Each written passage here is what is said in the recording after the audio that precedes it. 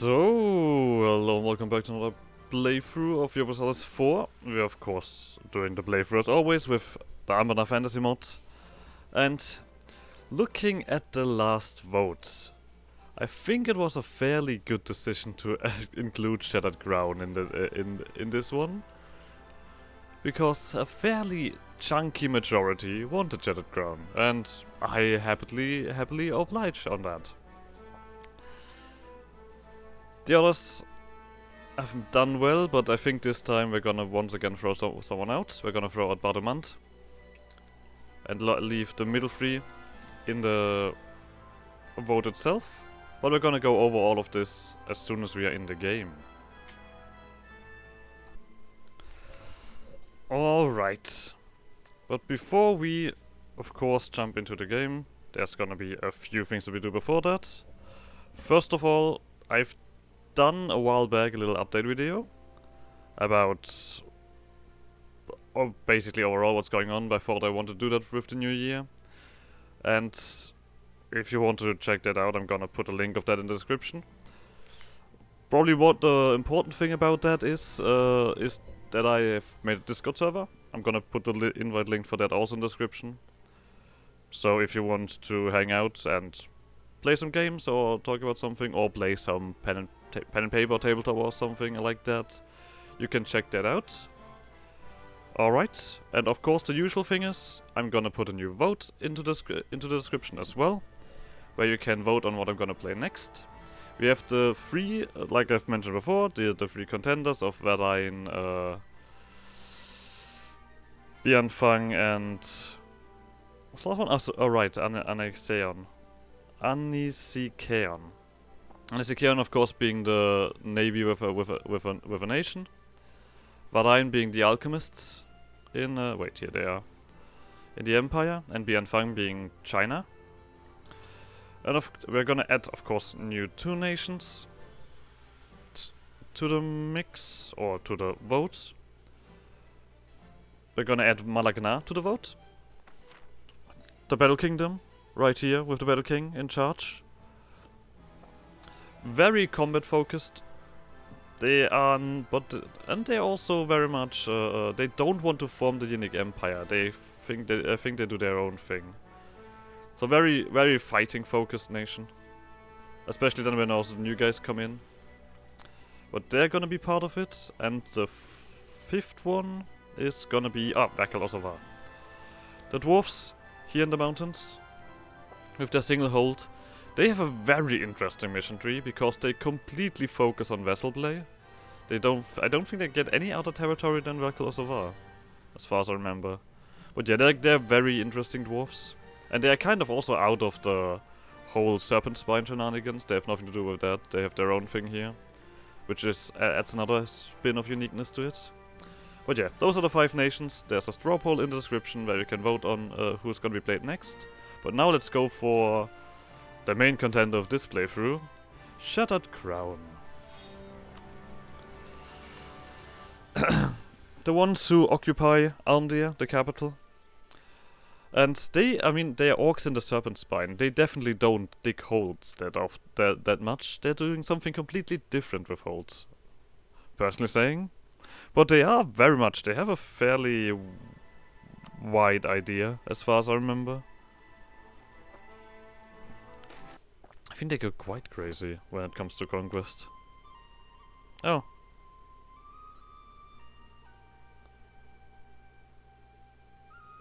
Well, good to know. The current Shattered Crown mission tree is very inaccurate in actual Dwarva lore. Please take everything with a grain of salt until it is properly revised. Good. So that's good to know. But I guess that was just kind of a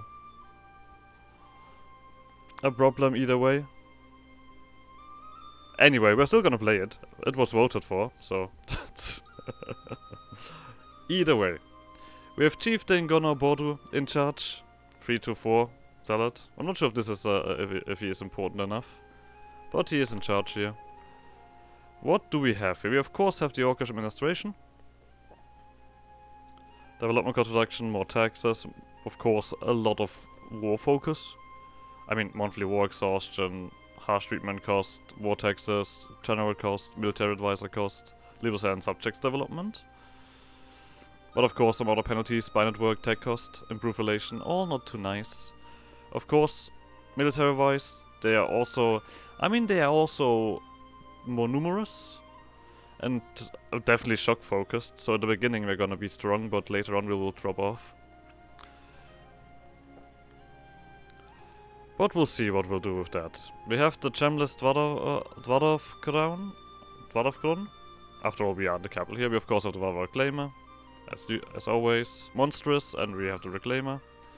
We are a Dwarf Squatter, which is gonna adds even more manpower and stuff like that to it. We currently completely negate war taxes, which is quite nice. So we'll deal with that. Financial situation, we make a decent bit of money. Main reason for that being Almdir. We of course do not get we get a bunch of penalties because we are not sub-Terran. But we'll see about that. But still, this is quite alright. I think I'm gonna actually immediately turn on war taxes, because currently it doesn't cost me anything at all. But it's only of course does something when we're at war. But we're gonna feel that. Alright. Elsewhere, we of course are behind on tech, we don't have feudalism, the usual stuff. So, now that knowing that their lore is not perfectly accurate, I mean, we're gonna take a look through the ideas anyway. Morale of armies, manpower recovery speed, amazing. For the start, this is ridiculous. We get the colonists, addict of expansion. Oh, some signs, time not as a general kingdom, but as a military adventurous. Okay, we're gonna get a missionary strength and war score cost was other religions, which is quite nice. The Dokkan Search, Goblin Diggers Act. Oh, that's an awful thing to say. The Shatterers for defense and siege ability, looting speed and available loot, land leader shock, Diplo rotation, design and subject. So we're also gonna be very subject focused. We're gonna have some massive contenders there. So one thing that we do as orcs in the Serpent Spine is plunder. We cannot dig holes, so we might as well just take from them. So this gives us a Black Orc Plunder camp modifier, which is of course gonna completely negate any kind of development. But it does reduce infantry cost, it does 100% maintenance cost, makes it very easy to recruit and do stuff there, and we have also a stacking looting speed and available loot. And I think we are just gonna get that started right away. We currently don't have anything else to do anyway, so let's get this started. We're also gonna get modifiers along the way, or like events, basically, which we're gonna definitely have use of. I probably should have looked at that first. We have the old Dokkan religion with a handful of things here. Look for omens. Shake the earth is for the siege. Dokkan's guidance is war or peace. Gathering the army is war. Legitimacy and slave herd. For slave herd we need, I think, a slave province. So we'll see about that. We of course have plenty of land force limits still to fill up, which we're definitely gonna do. Let's also quickly take care of the tribes. We don't need money at the moment, really. I think I'm gonna leave that out. Great autonomy. Large tribal host. Neighbor rate. That.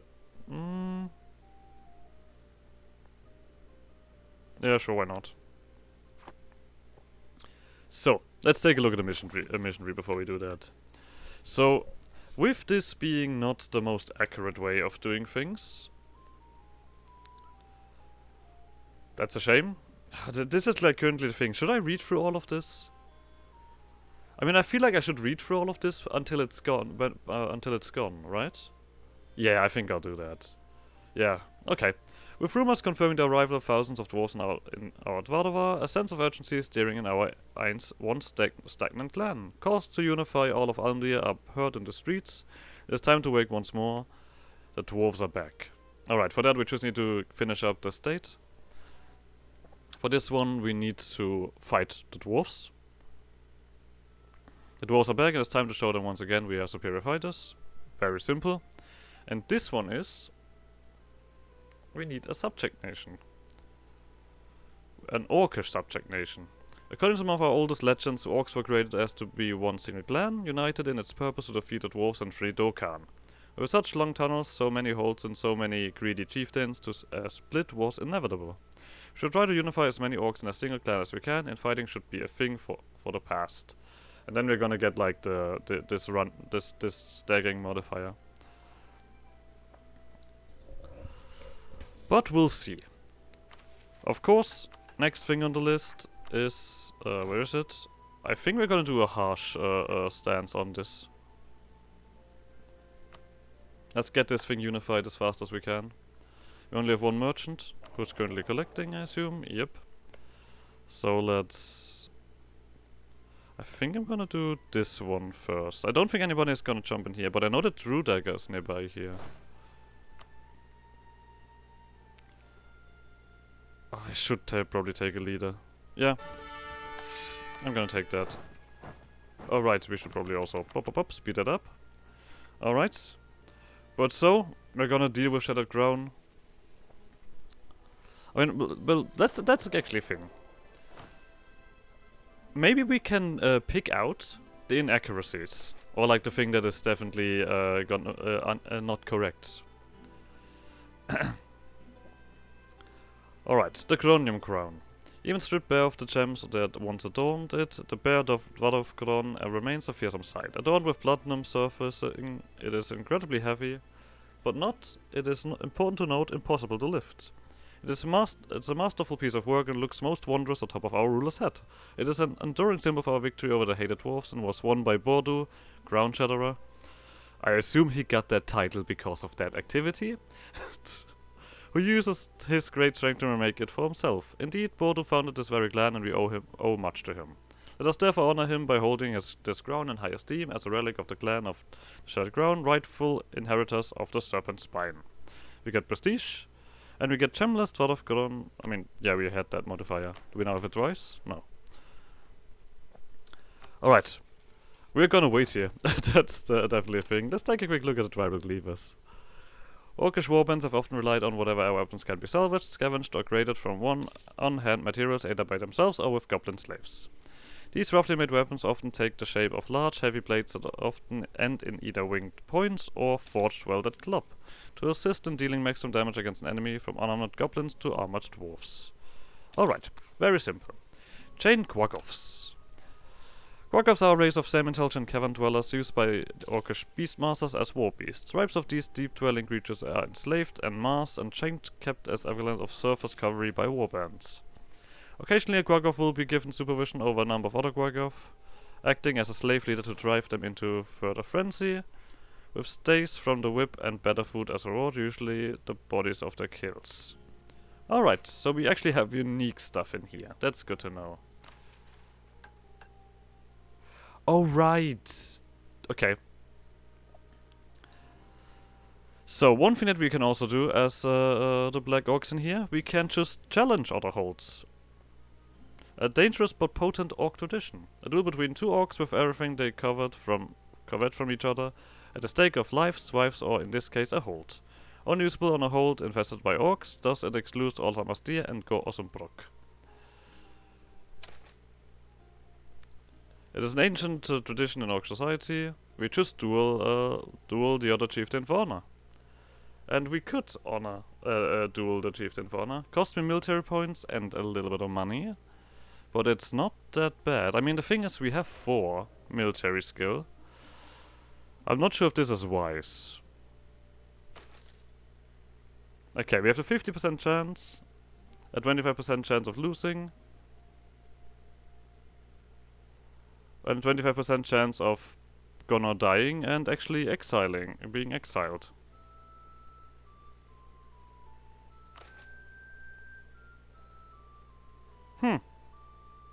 Alright. A new chieftain. We lose 20 legitimacy. We lose stability. We have someone else in charge. We get the Earl of Ancestors. Alright. There is... Oh, there's no infested here. Okay, that's interesting. We'd still have to core everything, and of course. But that's an option. Good to know. I mean, if you want to do this fast... I mean, I don't even know what the first name was.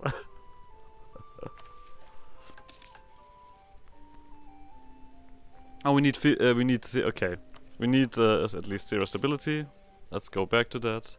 I think that this is quite alright to just do this quickly. We don't get claims on this. Yeah, they have a 50% minimum autonomy as well. That's of course fairly harsh. But at the same time, currently we don't have it caught anyway, so it doesn't really add anything to us. And we're also not gonna get any rebels there. It also kind of immediately deals with the infestation. We do get a lot less taxes. Oh well. I'm willing to do the next one as well. Because we currently don't have anyone else going on. Hey, when we can do that again? 50. Alright. How long does this last? For 20 years, basically. That's not helping. This guy's also worse at fighting, technically. Embarrassing. There we go. We're definitely blundering for points. There's no other question for that. So this is one of those blunder events where we just rip out development from this place, because it basically is useless to us anyway. As long as we have this modifier on it, this is not really doing anything for us.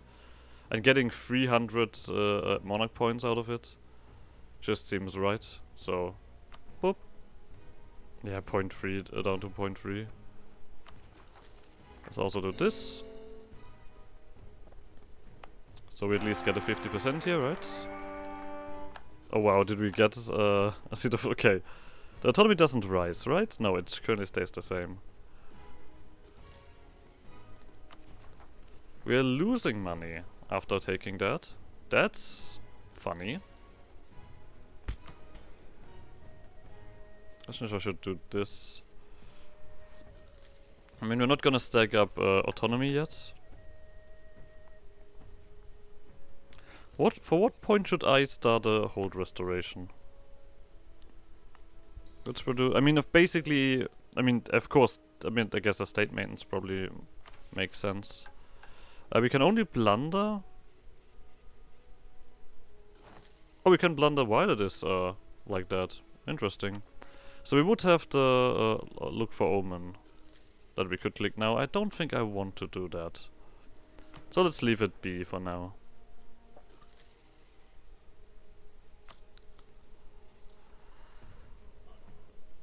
I mean, the question is if I even want to waste my time with this. Wait a second.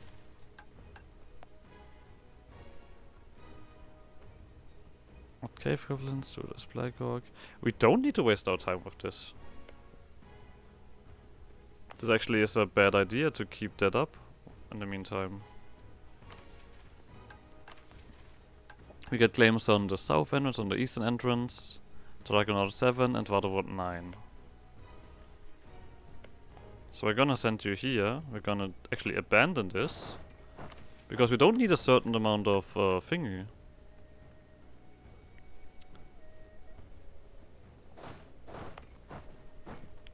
Which is quite nice. Ah, yeah. I mean, we are gonna fight somewhat well.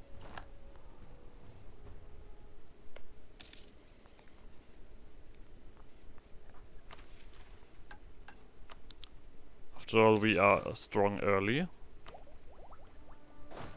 We probably should also start getting these guys... Oh right, of course, infantry is dirt cheap for us. I forgot about that part as well. We are orcs. We have plenty of reductions here. especially when we do it in the in the blunder camp.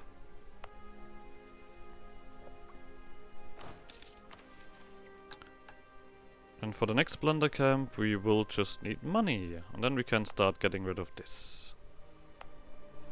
We will also get these holds ruined. I mean, how much would you do you currently cost? Literally nothing. Oh no, wait, that's Anhalas. Okay. Let's get you two over there. And this army needs to be strong enough, right? When the goblins show up, we do need to flex on them a little bit.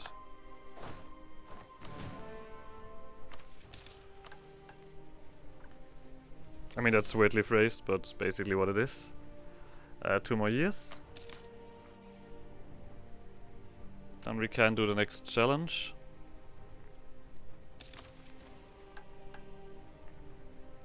We have enough money. This is the thing. I guess we're gonna see what the next event here is, if it gives us enough money or anything. I mean, the roads are basically more valuable for us, which is also nice. I don't need, I think, any more stability. And as long as we don't have anyone to fight, we can't really do much.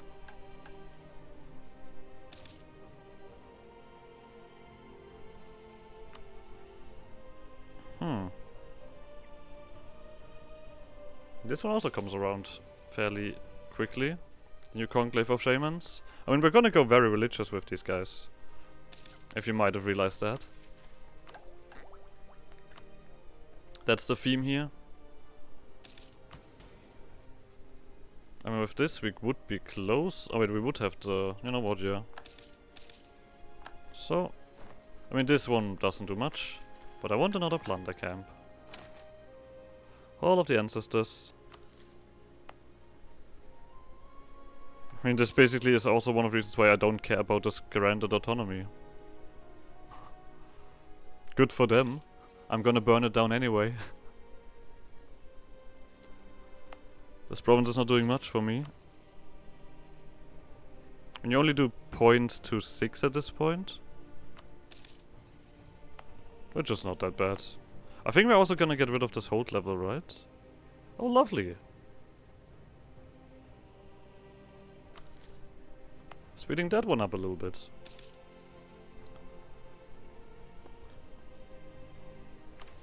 We do need to reach... Wait, do we have the thingy here to get for feudalism at some point? This is just Discover. Fate of Mosmorov. No. Goblin Maps. Mountain Shark Clan. Rare Skulker Clan. So I guess we have to do that ourselves. The feudalism. Oh. I mean... just saying, this is a fairly expensive adventure. You're not helping. Do I do stability or do I do this? I mean, this is very slow anyway. I think I might do stability there. Oh, we also can, boop. You quickly go out here. Quickly go in here. Then we should be able to challenge those holds. Or we also need at least a certain amount of money. I guess then we're gonna have to take a loan there. Oh, know what? I'm gonna actually debase the currency. Wait, we're not done yet? Am I a little bit too 4 months. Yeah, why not? Just let it tick for that amount of months. We're of course gonna lose a decent chunk of money from that, but I can live with this.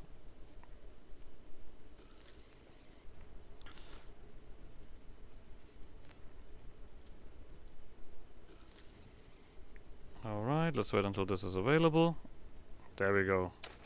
Next challenge. Next challenge to lose. Only 40% chance. Oh, victory! Yoink. That's wine. Lovely. And with that we're gonna get the rush against dwarfs. And we're gonna get a bunch of claims. Chieftain Muk the First has signed a decree, giving tax breaks to all those who aid in the colonization efforts of the government. Many families are already applying due to the favorable terms. So we're gonna get a reduced production efficiency, tax efficiency, tax modifier. We get another colonist. Manpower recovery speed goes down, but we also get another global settler increase. Alright. With that done, I mean, we still need to do this. Our shamans are seeking Dokkan's guidance on what needs to be done about the recent appearance of the Dwarven adventurers. They have been arguing for weeks now, interpreting old wall painting, Dwarven murals about their ancient war against us and oral traditions from the various clans we have subjugated.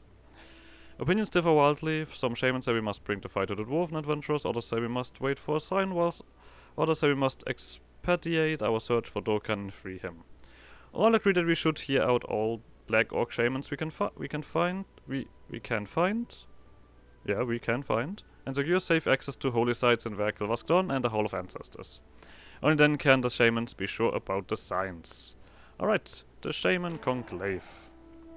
There haven't been this many shamans gathered together in our realm oh, there's a... Okay, I guess if they're gonna change it anyway, I guess this is here. It's not too problematic. In a very long time. The return of the dwarves has stirred up even the oldest of our professions. They gathered to discuss findings, visions, omens, ancient dwarven murals, old orc, this one's of the origins or whatever. The conclave took 3 whole days, but in the end the majority of the shamans came to the same conclusion. The answer to how Dokkan is freed and how the dwarves can be defeated does not lie in Alndir, it lies in Hulio Kat, the place where our history begins, the place where ancient told stories of meeting Dokkan himself. Deep down in the hold we must go. Is that inaccuracy? I mean, I guess there's just overall a lot of stuff going on. This also doesn't do me anything. So, what do we need here? So for this one we need to find this place. We now have 2 dudes available.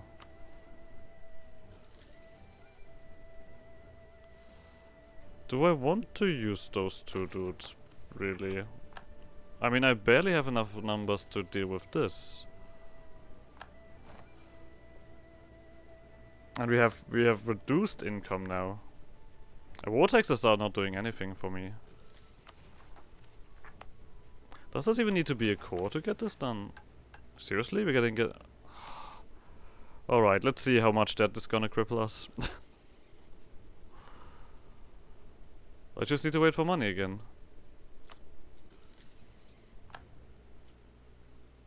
I mean, we can't even go here anyway, or here, and... Let's do the next plunder camp. And I guess we're gonna get an army started. Another one. Excuse me. But how, I mean, does feudalism rise currently? No. And this is gonna be ridiculously expensive, right? Yeah. And it's not gonna be very profitable to click that button either. But maybe if we can get enough events out of here, we can push for feudalism, because it makes no sense to take the tech at the moment. I'm not really gaining anything out of that. We don't have a conquistador, right? So we can't really do anything about finding these places. But our infantry costs slowly but surely stack us down. If we would have someone to fight, I think our life would be a lot easier. And there's also a bunch of dudes here. And I can't go that far into debt, can I? If I would at least have someone where I could squeeze some value out of, I would do it, but I don't.